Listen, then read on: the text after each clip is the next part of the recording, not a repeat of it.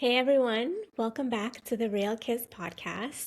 I'm your host, Annabelle, and this is my co host, Ollie the Octopus. And today I have a very special guest. This human is my very first European dance crush. So I am so excited to have her on the podcast to talk about all things confidence. She just started a new Instagram page devoted to developing confidence. And as soon as I saw it, I was like, this is amazing. It's all in French.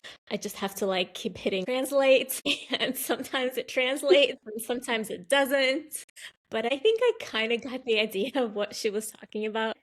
But also, I need to get her on this podcast. So, welcome, Stre. Thank you. Thank you so much. I'm so excited to be here. And yes, the page is only in French, but now I know maybe I will just bilingual page because I didn't know it could actually be other people interested about it. That's what I want to do with this page. So it's good for me to know about that. Yeah, of course. It is such an important topic and it is such a good It is, page. sure. I'm sure I am not the only person who is not fluent in French, who struggles to understand and wants to hear everything that you're saying. I understand why you started it in French, but if you would expand it, because I'm sure people who speak other languages would also. True. Different language every week, language I can do equality. that. Yeah, there is now great tools. I can speak not understand it, but I can just translate it any language, I guess. Yes, exactly. The caption can be in all different Yes. languages. There's 10 caption on the video. Can you tell us about your dance background and your dance journey? Because even before your confidence page, I've been following you on your personal Instagram page. And I love all the musicality, solo dancing videos that you've been doing. Tell us how you got here. Because I know none of this happened overnight for you. It kind of does. No, what I mean about this is I was absolutely not dancing at all. And a friend just randomly took me into an SBK party, like a weekly. And I was like, whoa. I just entered, I saw so many people dancing together. I was like, this is what I want to do. I want to learn this. And since that day, I never stopped. So it kind of actually clicked like this. Like I just fell in love with this. I didn't know what I was doing. I was coming every Wednesday and just trying to do something. And I started, so it was 10 years ago. Oh, okay, that was my question. How long ago was this? Okay, Yeah, yeah. 10 years ago. And I started like this, and so it was SBK, and then it was in New Caledonia because I was born there and I lived there since I was 18 years old. So I came in France for doing my studies, and I was like, okay, I need to learn this. So I wanted to find a school and to do it properly. And I wanted to do kizomba, but the teacher there, they were not really matching my vibe. So I was like, no. So I went into the salsa side and I really were doing salsa a lot. And in I discovered, I will say real kizomba because somebody bring me into an only kizomba, and it's really different when you're SBK and really kizomba. The environment, the atmosphere is not the same at all. And I was like, okay, now that's what I want to do, and this is amazing. So this started like this, and then I just kept into to kizomba a lot. And so salsa, I was also leader and follower. So it was kind of obvious for me when I started kizomba to want to understand both roles and go into this direction. I really loved it. Did you learn leading and following kizomba at the same time, or did you learn how to follow first and then lead? I would say I learned how to follow first because I was already dancing a little bit of kizomba when I was dancing salsa because of SBK. Mhm. So I was strictly following, and it was easier to start as a follow because I knew already a little bit how to do it. But I wanted to lead a little bit. I didn't know how to do it. I didn't want to take class because I was fully into salsa, and I was like, okay, I'm just gonna start with douceur because I know how to move my body. So I just start leading with douceur. And after COVID, I moved in Lyon, and Lyon was so huge, and I was like, okay, now I want to take some classes of leading classes, just classes, normal classes, but me as a leader actually. Yeah. And I took some and I was like, okay, this is crazy. I want to do that. And did you start with traditional or did you go straight into urban? Urban. Yeah. But I went back after. I was like, it's so weird to learn first urban, so I want to learn a little bit more the basic from where it's from. So 10 years ago, you were not a dancer at all, like not even dancing at the club. Nothing. I would go into the clubs, but Really? I find yes, it so hard to believe. nothing. I wanted, when I was really younger, I wanted to take some dance classes, but it was always like for 2 months, not even, and then stop. And so I didn't really, when I was 6, I did 2 or 3 months of classic dance, but I don't remember anything. And then when I was 6, I don't know. And then I did some, in New Caledonia, we also have some Tahitian music. I did this for a month too. I don't know, when I was in college. And same, like the teacher went away, and I was like, okay, no. So that's the only other things that I could have done. So he could never have led me to this today. Wow. Well, I guess kizomba was your soul dance that you were meant to meet. And then that was Yeah. it. That was love. But also in New Caledonia, we hear a lot of zouk, a lot of compa, like it's really in the culture. Yeah, that's So the true. music for me was really appealing because it is really similar. That makes sense. Mm. Okay, now let's talk about your confidence journey. Were you Yeah. always as confident as you are right now? Absolutely not. I What? was the most shy peep. When I started, let me tell you, when I started dancing, for 3 years, I didn't invite a stranger. I couldn't invite anybody to dance. I was so shy. I would just stay like this, like, please, somebody invite me. And for 3 years, I couldn't. So it, for me, it was really hard, like getting into this. I was really like really shy. I was petrified by the idea of dancing with strangers. So no, I was like so shy. Actually, I think dancing helped me a lot because I wanted to invite people. I don't know if you know about it, but like you're in the border of the dance floor and you're like, okay, now you go. Okay, now you go. Yes, Okay, yes, okay, now you go. yes. Like this for hours, like this. So then what changed? How did it change for you? So I think the fact that if I wanted to dance, I had to invite people at some point. And I think it was really a struggle for me, but also because I could not accept that I could not invite people. I really wanted to invite them. So I was actually motivated to go over my shyness Mhm. and I think I worked a lot about this, but also I had some really good teacher. My salsa teacher, she was a woman. She was teaching both roles, and she was always giving things to followers. So first to use my body as styling and things like this. This was like I think a first step Mhm. to get more confident into my dancing. So not into my life, but I was getting confident into my dancing, not into my life. And at some point I was just like so tired of like putting barriers that I could not go and do the things that I want because I would always like not do things that I wanted to do. And I was like, I feel this is so stupid and I could do it. And I know I can do it, but my body don't want to do it. And I'm just so petrified. So Yeah, yeah. I And get I it. was like, okay, I'm going to challenge myself. So I will do the things. I have fears. It's okay. And I'm going to do them. So I was playing ukulele at the time. So I would go in the subway and play ukulele in front of people. I would go, I had a camera and I would go in the street and ask people things with my camera, like, hey, do you want to answer questions? And at the first, I was with my camera like this for an hour, like, okay, you go and this person, okay, go. And I would not go. I would just stay petrified like this. And after 1 hour, I would do one person. And then after 50 minutes, I would do another person. And then after 40 minutes, and it just worked like this a lot. It took years. But I really wanted to challenge myself with this. I can totally relate to you wanting to in your head, but then your body literally doesn't let you because your body just goes into freeze mode where it Mm. freezes and your nervous system just doesn't feel safe. So, is there anything that you would tell yourself? It sounds like you forced yourself to do it. You weren't even trying to calm your nervous system down. No, I would go with my nervous system alert, like this. I was shaking with my camera like this, and I was just like, "Hey, do you want to answer questions?" And people they would say yes, and that's actually I think it's really calming when you actually realize that it's not the end of the world. Like, and even if someone says no, like 2 minutes later, you're still alive and you're still okay, you know. Yeah. And so more and more I will teach that to my body and more it would feel comfortable. It doesn't mean that the fear that go away,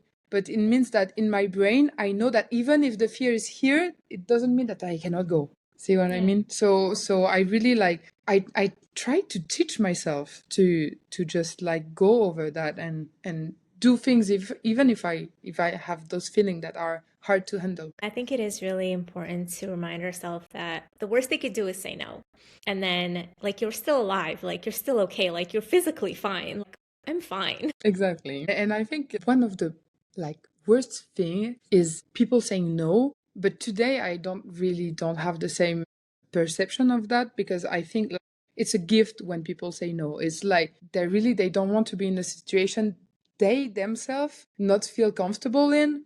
So if it was me, I would absolutely love to say no and to be heard within this no. So for me, I really changed about that. And like the no is not a rejection of me, it's also people facing their own insecurities and their own comfort zone, you know? That's a really good perspective. Mm, Every yes is a gift, also, every no is a gift. yes, exactly. Yeah, I like that. So keep going with your story. What happened after the camera and the ukulele? Well, after that, then I started giving salsa classes. And I think this is when in salsa I felt more confident in inviting people and also inviting artists and things like that because I was like, okay, maybe I'm legitimate enough to invite people, but like this way of thinking is really it's really hard because like you dance, it's a social dance, so anytime you just legitimate to invite people is how this dance goes. But I was just like feeling so in myself.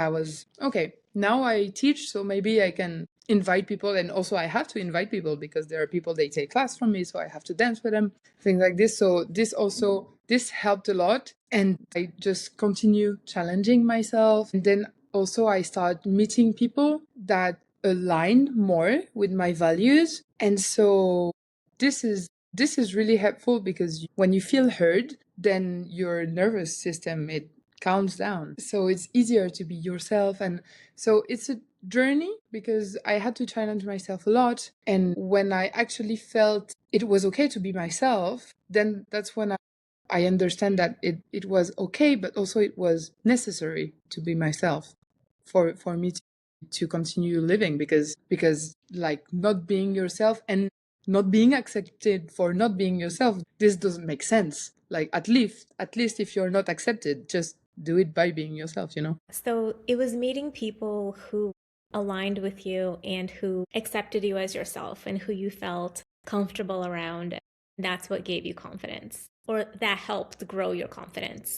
It helped grow my confidence because I think I was really already in a path of me wanted to work on my confidence and challenging myself. So in this path, I met people that made me continue on this way and like accept myself more because one of my biggest fear too is it was like if I would be myself, then people would not accept me in their group or so I would just like end up alone because myself was not enough for them to just accept me, Hmm. which is for me not like it can be a really deep fear, but it doesn't stand on proper facts, you know? It's just a fear that is here in the back of your head. Yeah. And when I was noticing that I would be accepted by people by being myself, then I was like, okay, there is no way for me to go back because this is so amazing to just feel like you can be yourself. And it's like you're allowed, but you don't have to be allowed to be yourself. You know, you should just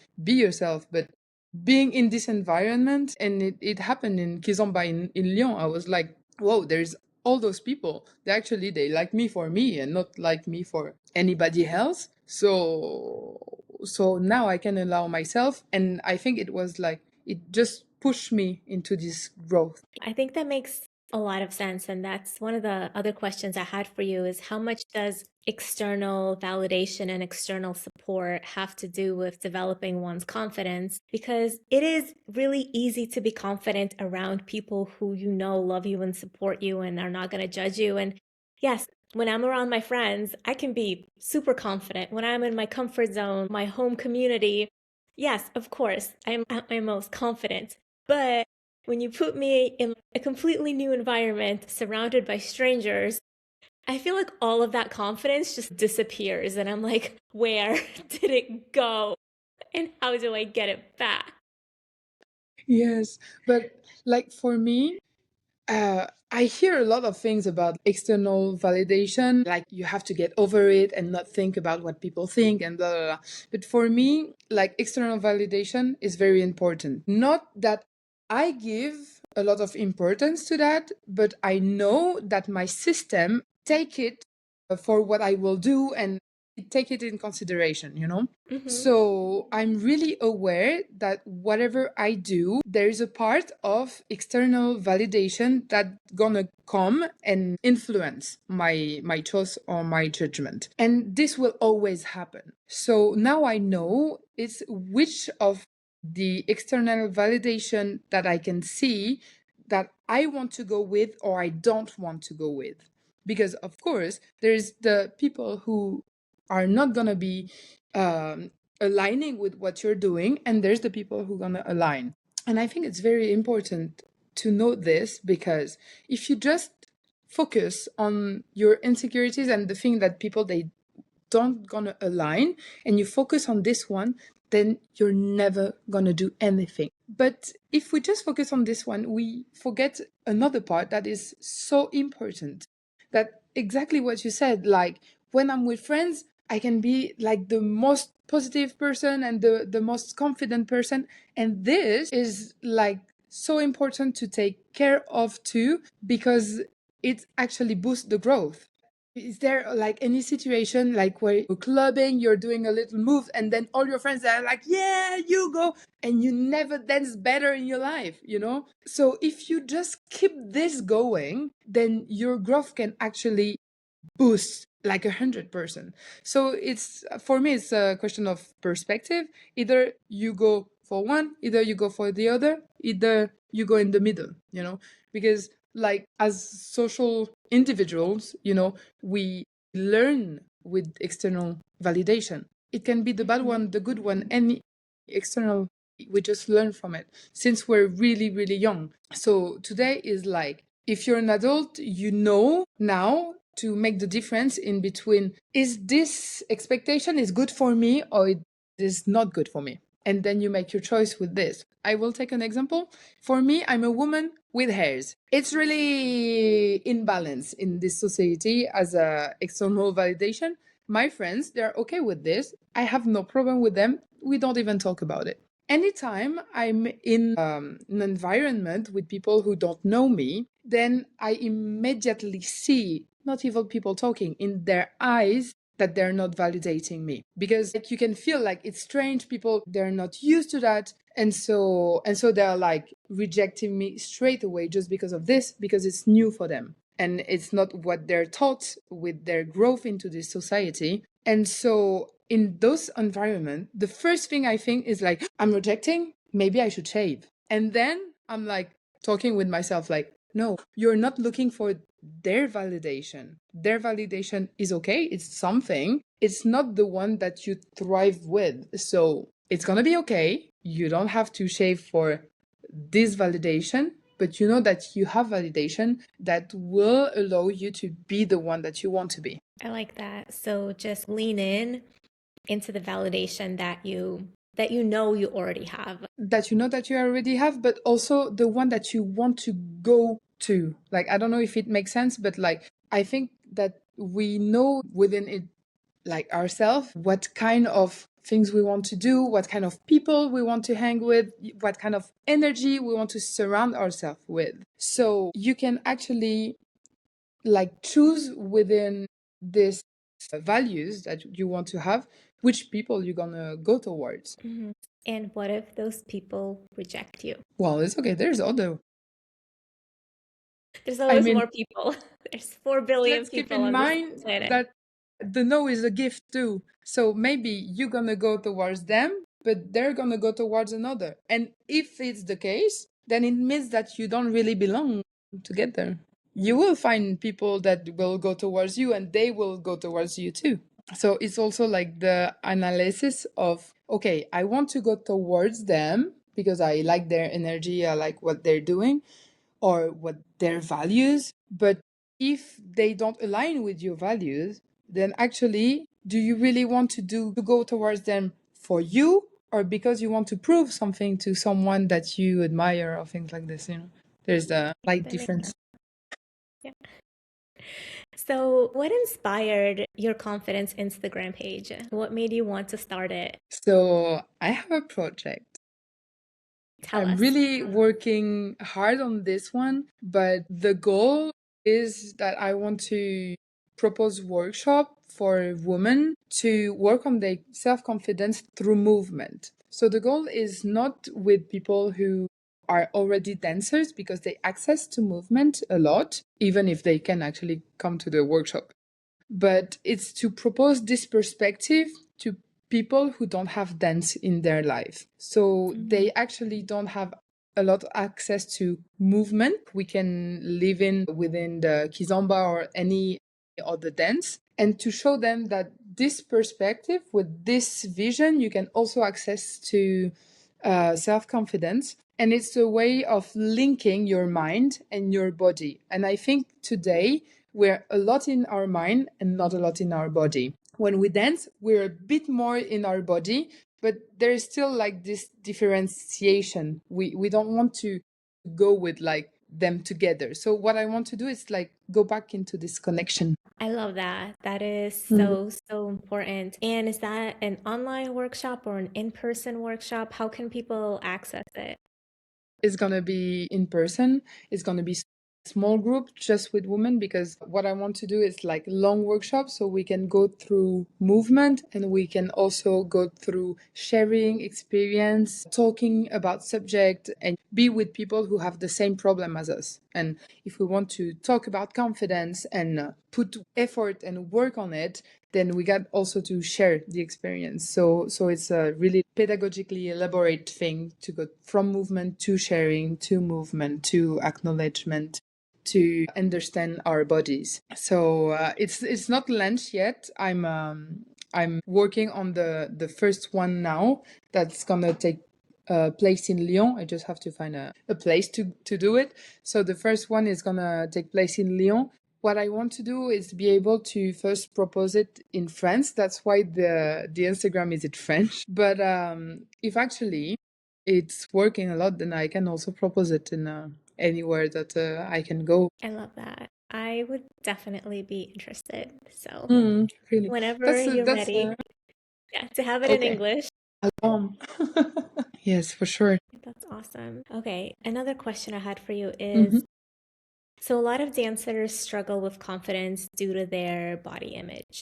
What would you tell these dancers? So when for me, when I start acknowledging my body and not rejecting it, then it changed a lot. And for me, the click, it was in a very particular class that I took. So I took Yoruba class. It's on the salsa spectrum. You go into like Afro-Cuban, and Hmm. in Afro-Cuban, the Yoruba is the studies of Orichas, so all the divinities. So I took class of this with an amazing woman. And in this class, we would learn the Orichas, but also we would learn how to put them in our body, like how our body would react to each Orichas to kind of like become them, to have all the physical traits of every Orichas. In this class, I learned to walk again. I learned to acknowledge how my body and to be aware of how my body should actually go within simple walking. And for me, it was like, first, it is super hard.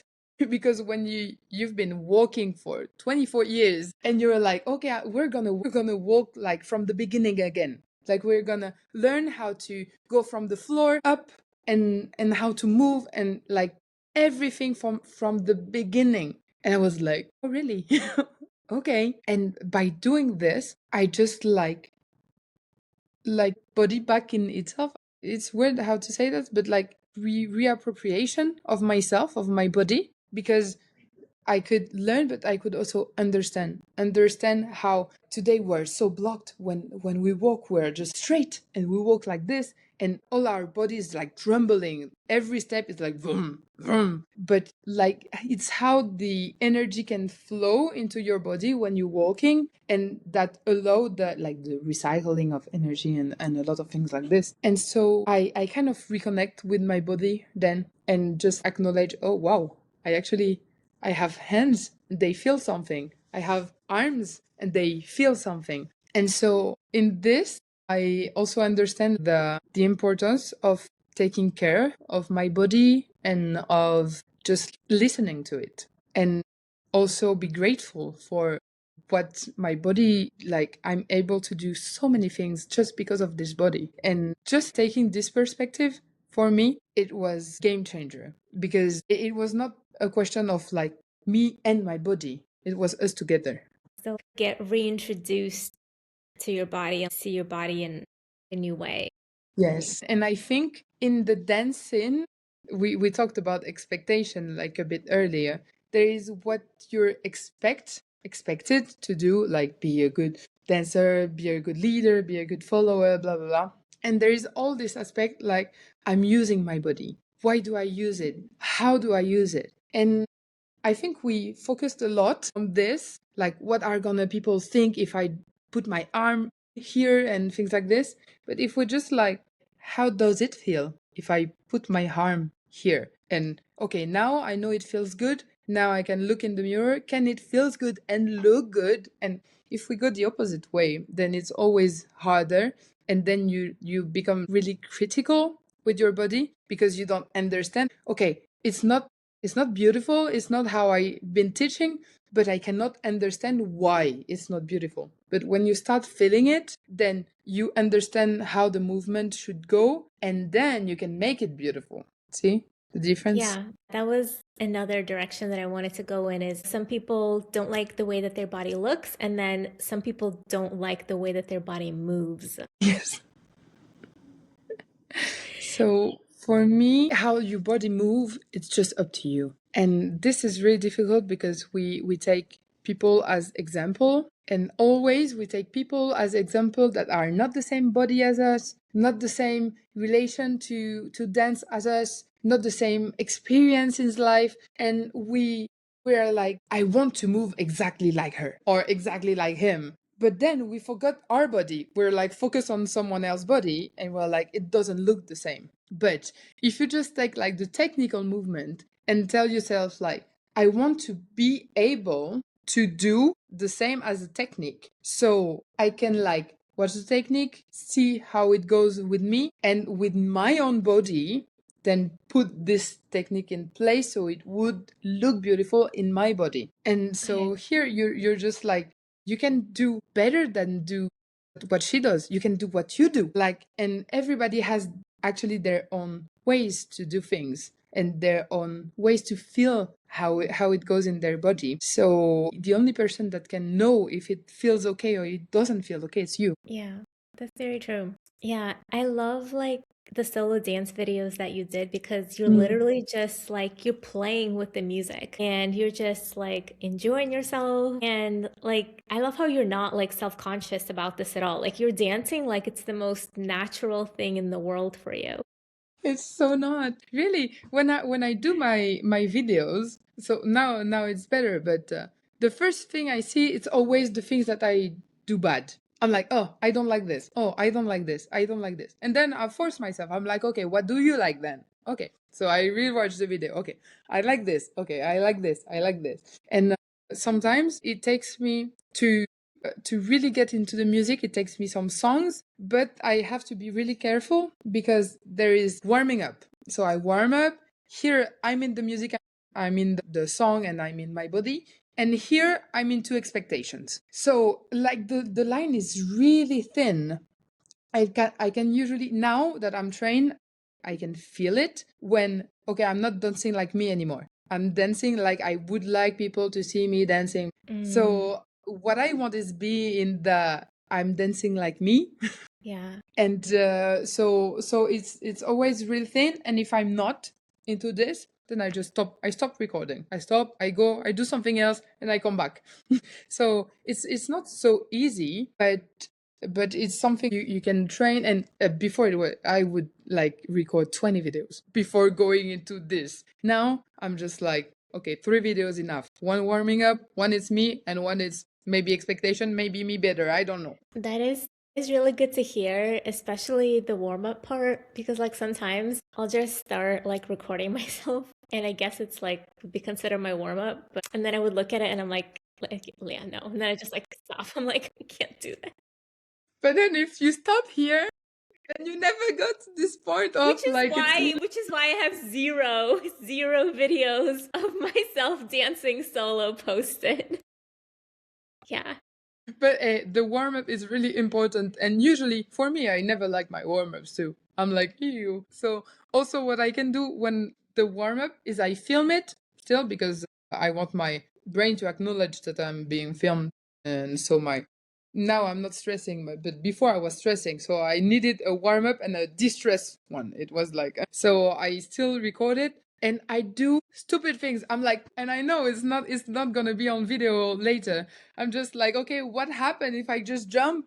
And so like, oh, on that I can jump, let's jump. And so I put a little bit of fun in it. And so when I'm serious, I'm going back into my body. And also I really like to embody confidence. So I'm like, I wear my confidence like this, but the fun's still here because I did it just before. So actually when I'm dancing, there's a little bit of fun into my serious confidence thing. Okay, that is really good. I really like how you said you almost like desensitize yourself to being filmed. It's like you just keep filming until your brain just like no longer like thinks about it. And then you're just dancing and then like yes, you're being filmed, but you're not like really thinking about it anymore. Yes, but also it changed my dance. If you see me in my video, and when I sometimes I'm in a party and I'm just dancing a lot because I'm really enjoying the music, so I do my thing alone, then always I'm like, why am I not dancing like this when I'm filming? Like this is so good. And when I'm filming, I'm just like so focused that is just like a little bit, I will say robotic, because it feels like I'm still being very careful with what I do and what sound I hit. And when I'm just dancing without a camera, I hit sounds. I never thought about it. I was like, did you hit that? Did you hit this song? Yeah. But in camera, I never hit it. I'm like, I want to hit it and I miss it. And I'm like, dang. Wow. Okay, that's really good to hear. I'm definitely gonna try again. Yeah, and I think you have to go with it to like being filmed. It's never the same. There is always a little bit stress. There is always something's changing. So you can never be like the exact you, but it's a part of you still. I like that. And it's all about loving and accepting all parts of you, even the awkward ones that are being filmed. Exactly. Love it. Okay, so yeah, this, I guess, kind of, I think we touched on this a little bit already. How do we battle and defeat our insecurities, doubts, and fears? I love this question. Great. So for me, there is no defeating them. And like it sounds really weird because I hear it like you would say like, how do we defeat joy and hope and kindness? Like it's just here. And I think like insecurity, doubt, fears, they always say something, like they talk to you. And if you just want to battle them or to defeat them, then you're not hearing what they're saying. So actually, they're gonna say it louder and louder and louder until you hear it. For me, it's like really legitimate emotion, and so it's how do I learn to listen to them and to understand why do I feel like this, and then do I choose to continue with listening to them or to still do it, even if they're here? So it's like if you just continue to battle them, then you're just gonna go more into those insecurities. I think like when you stop yourself from doing things, it's about you and what you want to do. I don't think fears is never an excuse for not doing things. It's here. It makes you reflect. It makes you analyze situation, and it's a really good emotion because obviously, if you're gonna jump from a bridge, it's good that it's here. You know that maybe use a rope. Okay, then I'm gonna jump with a rope. And you know what? If you jump with an elastic, you still have fear, but you know you're not gonna die. So you can still jump with the fear. See where I'm going? It's like Yeah, fear is never enemy. yeah, I definitely hear what you're saying. And when it comes to life stuff, I'm really courageous. I'm actually pretty fearless. I do things in my life that most people would be like, oh my God, you're so brave, you're fearless. And that's true. But when it comes to like social situations, I feel That's like true. that's when I feel the most fear. And I like how you said, listen to what your fear tells you.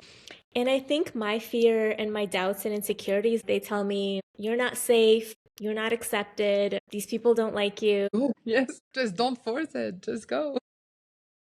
What do you mean, just go? Just like if for me, if in your instinct you're like, okay, they think I'm weird. Maybe they're not gonna accept me. Maybe they will never give me space. Then maybe it's not the good person. Maybe your fear is actually right, or maybe it's just a fear that you have to go through. And for this, it's really important that your fear is one aspect, but you have a lot of other aspects you can take. It's like when you do the list, like the plus or the minus. Pros and cons? Yes, exactly. Yes. The pros and cons. Okay. So you have your fear, but your fear is never like the only thing. Like, I have fear, so I'm not doing it. It's okay. So I put fears in my cons, but maybe there is pros. Maybe like this group of person, they always invite me to join them. Okay, this is a pros. Okay, this group of friend, they always ask me to dance when I arrive in the party. Okay, this is a pros. Okay, this group of friend, maybe they have group calls and I'm not in it. Okay, maybe this is a cons, but also you can like tell them like, hey, I want to be in the drum. And so with all of this, then you can actually make your choice. If there is only cons and there's fears, then just don't go. Like they don't say hello when I arrive. They don't invite me. They look at me weird. Whenever I want to come into the circle, they're like closing it a little bit. This fear is really good. A good sign that you should not go there. You're right. Sometimes our fears do protect us from what is not for us, the people and situations that are not for us. Yeah. And sometimes when our body doesn't feel safe around someone, that is a sign that we shouldn't be around them. But I feel like if you have this preemptive fear even before you go, then that's just fear trying to keep you, because it doesn't mean that it's true, because a lot of our fears are not based in fact. They're based in what we think will happen, but that doesn't mean that it's going to Yeah, happen. exactly. And usually, if there's just fears and you don't have enough information to know if you should go or you should not go, so it just fears, then now you should go because you don't have information. Then you gather in information and then you can choose. I like that. That really applies to anything. It's like, I don't want to post a video of me solo dancing because no one's going to like it. I don't know that. Exactly. So do it, and then if nobody likes it, still Then do it never do because it it's again. a thing. No, still do it. Do it, do it. For this one, we can do it all the time. I don't care if you don't like it. Yes, I do it for me, okay? Yes, you're right. Like if I like it enough to post it, then like who Yes. cares if nobody else likes it? Like I Of like it. course, I if you like do how it, good I look. yeah, if you do it for just likes, yeah, you should stop. But do it for you. Yeah.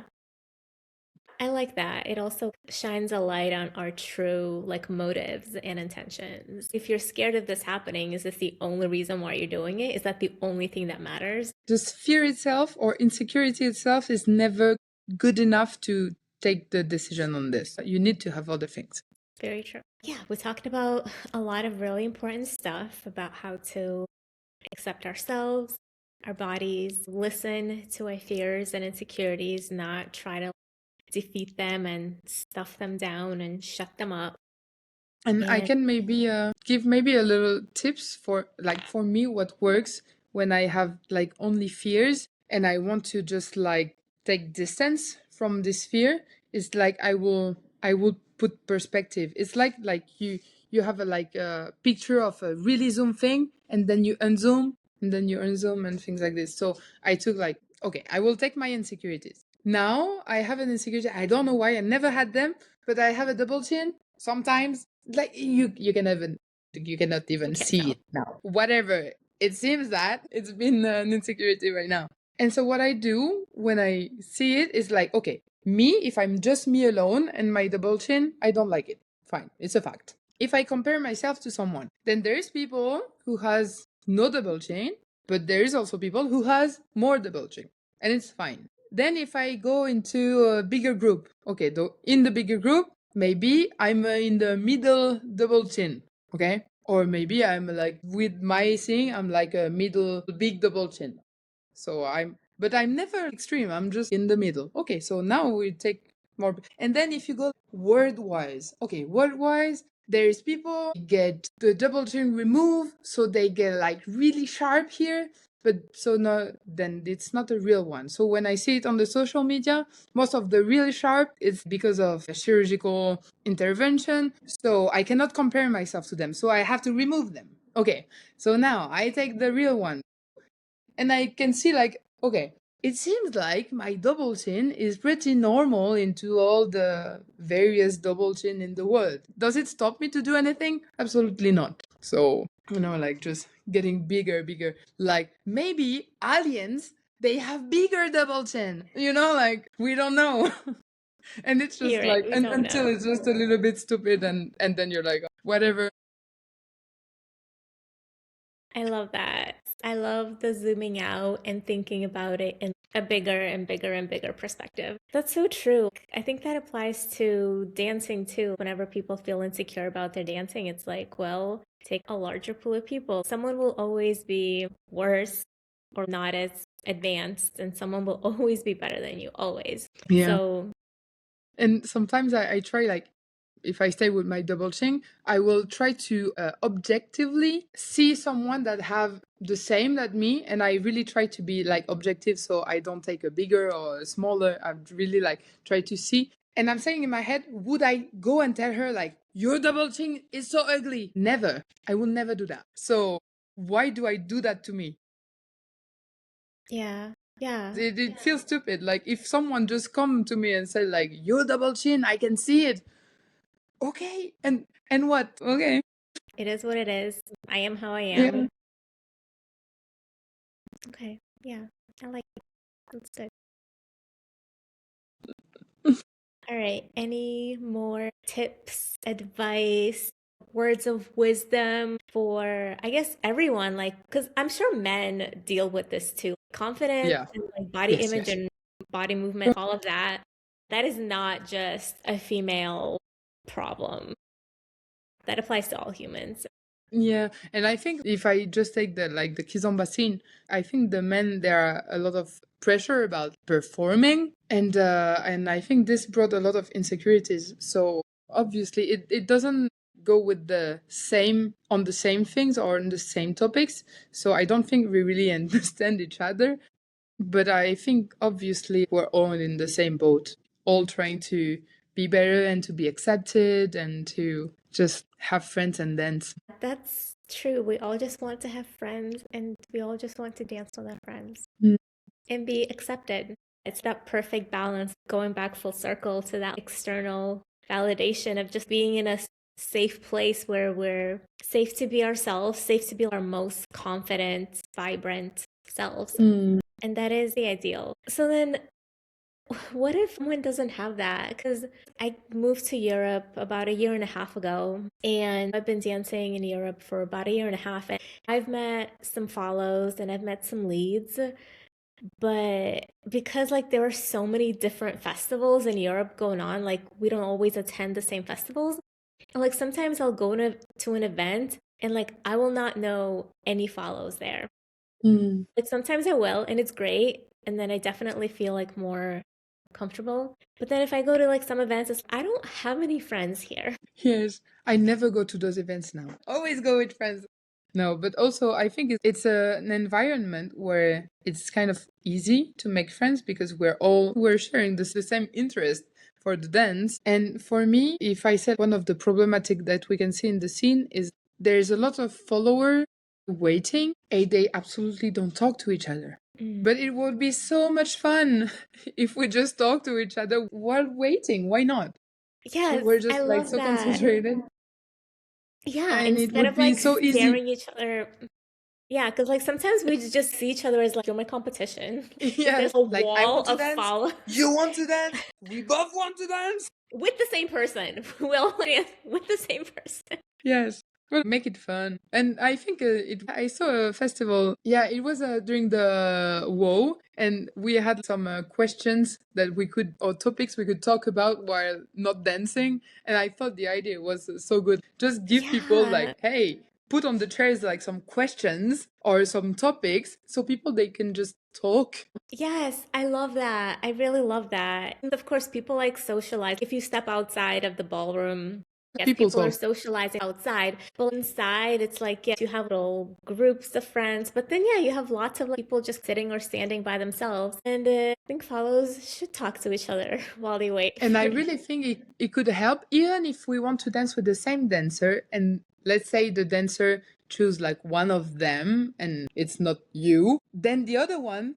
after the dance they can say, hey, my friend here, she Yes, wants it's to like, dance with you, don't go. Don't go yeah, yes, dance it's with like, her. We can can you? help actually each other.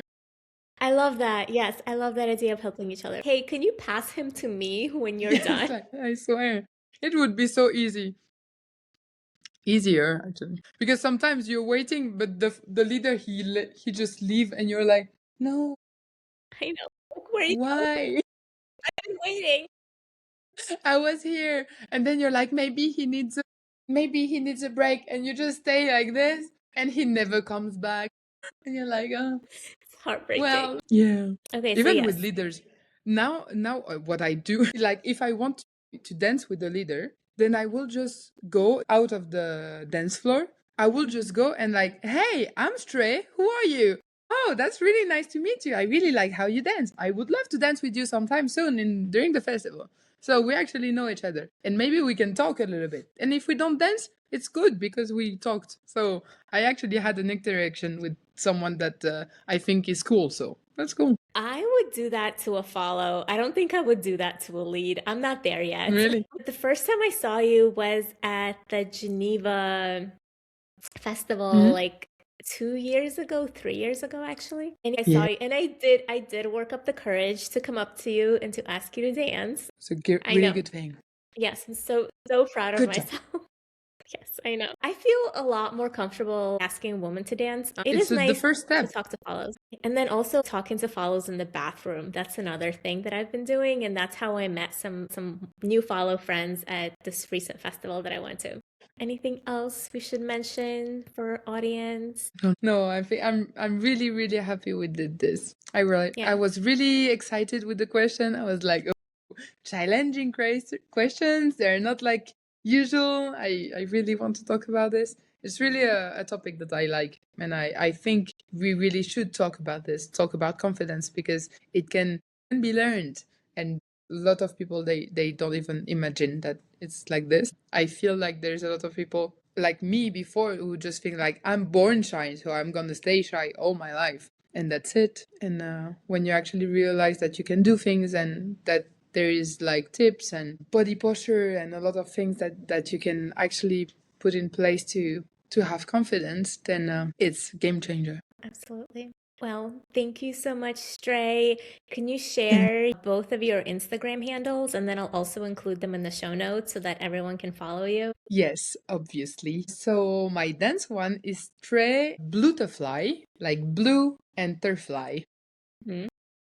And the second one is the word is in French, but it's obnubilé. So obnubilé it means when you have some things that get stuck in your mind. And also, there's another meaning that I love. Is like having clouds in your head, but I think this is so poetic. It's like when you cannot think because it's so blurry, but they really see like they say having clouds in your head, and I'm like, I love clouds in my head. This is perfect. It's really Yeah. good image. I think in English we say you have your head in the clouds. I love that. In- Well, thank you, Stray, for joining us. Thank you guys for listening, and we will see you in the next episode. All right, peace out. Bye. Bye.